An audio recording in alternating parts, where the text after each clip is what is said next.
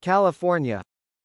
Millions of people then received an alert that shaking from an earthquake was about to begin, giving tens of seconds of warning.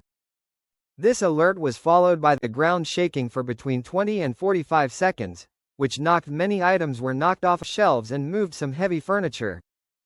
The heaviest shaking occurred within a 21.66 square mile region, receiving maximum shaking midway through the quake, which was approximately equivalent to an MMI of 6.5 or ground acceleration more than 20% the force of gravity.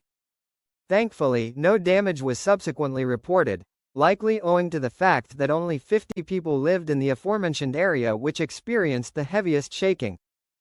Then, across the next 19 hours, a total of 324 earthquakes struck the same location in fairly rapid succession, including 3 magnitude 4 range earthquakes, the largest of which was a magnitude 4.6.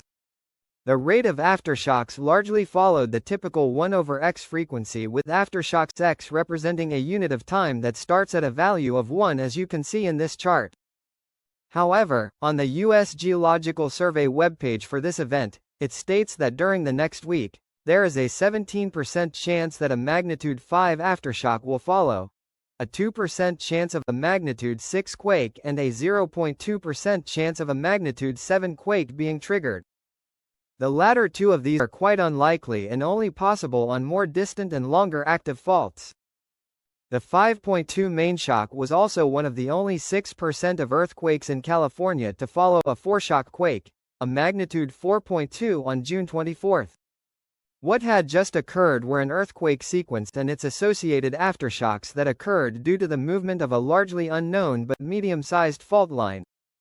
I am not referring to the San Andreas Fault, which is located 18 miles to the south, but an unnamed fault line which trends southwest to northeast and was previously mapped as being around 4,650 feet long. While the San Andreas Fault line almost always